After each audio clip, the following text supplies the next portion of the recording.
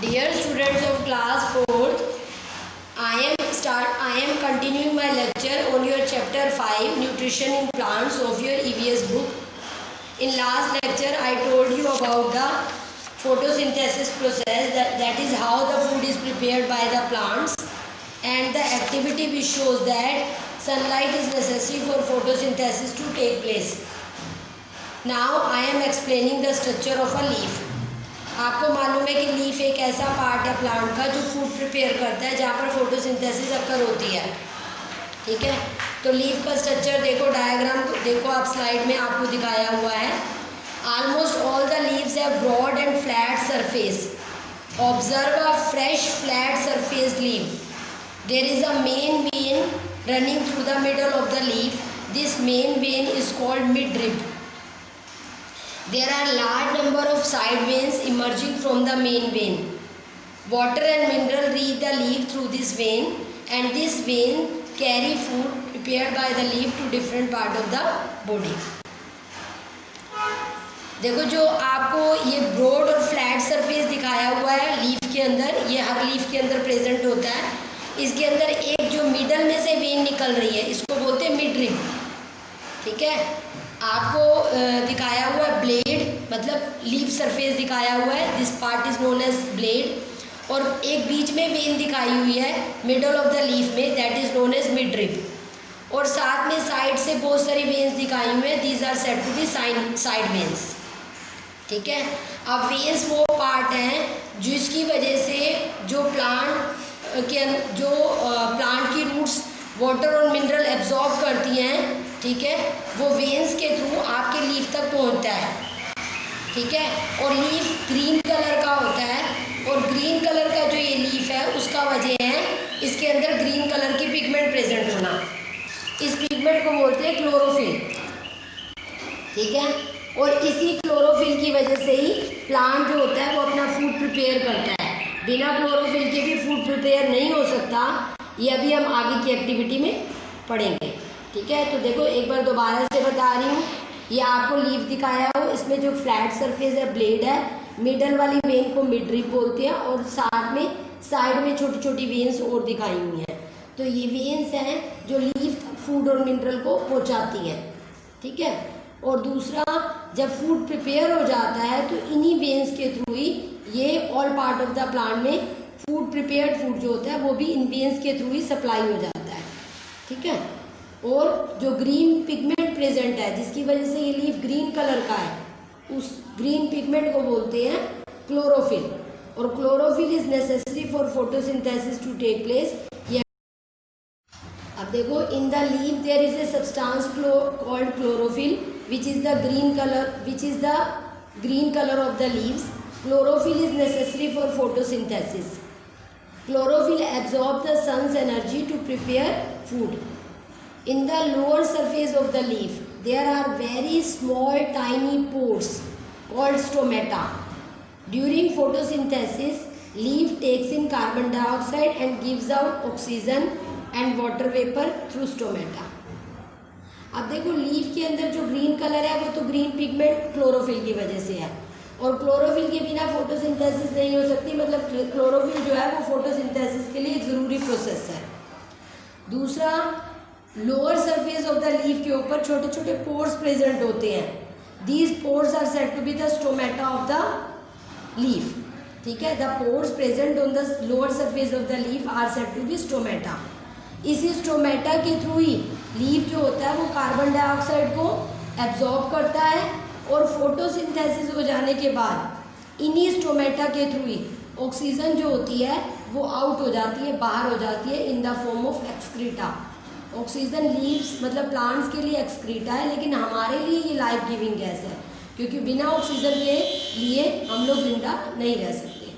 ठीक है, और साथ में देखो, अभी मैंने आपको बताया था कि water and mineral absorb by the plant roots of the plant goes to the leaf, and by the help of these veins these all collected into the leaf and converted into the food.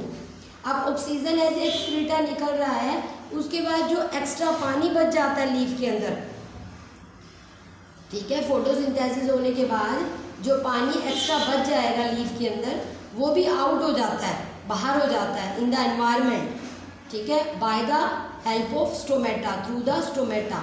तो stomata के through carbon dioxide अंदर आ रही है और oxygen और extra water बाहर जा रहा है, ठीक है। अब जैसे आप कभी धूप में बाहर निकलते हो, गर्मियाँ बहुत ज़्यादा, किसी ट्री के नीचे, बड़े ट्री के नीचे खड़े होते हो तो आपको रिलीफ मिलता है ना। क्यों मिलता है? क्योंकि प्लांट की जो लीव्स हैं वो एक्स्ट्रा वाटर को रेगुलर बाहर करती रहती हैं वाटर वेपर की फॉर्म में, जिससे आसपास की एयर जो होती है वो ठंडी हो जाती है ट्री के आसपास, और ट्री के नीचे खड़े होकर गर्मी में हमें रिलीफ मिल जाता है। अब देखो ये एक एक्टिविटी है that shows that chlorophyll is necessary for photosynthesis to take place.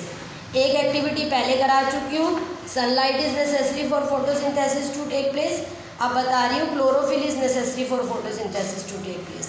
ये एक्टिविटीज़ बहुत ज़्यादा इंपॉर्टेंट है और इन्हें रिटन प्रैक्टिस के साथ बार बार लिख लिख के याद करना है आप लोगों ने।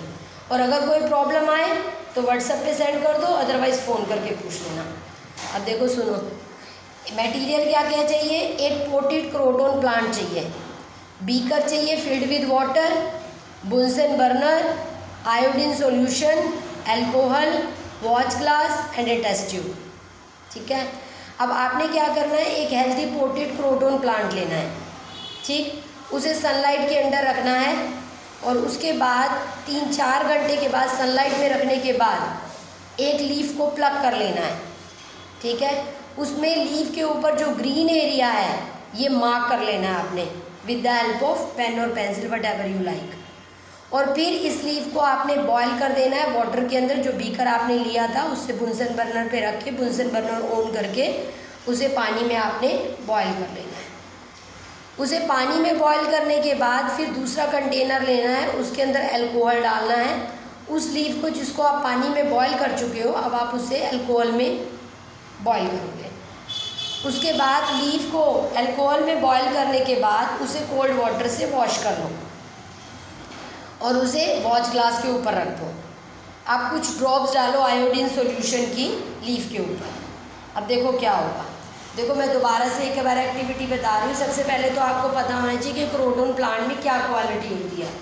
क्रोटोन प्लांट की एक क्वालिटी होती है, उसके जो लीव्स होते हैं ना वो पूरे ग्रीन नहीं होते, ठीक है।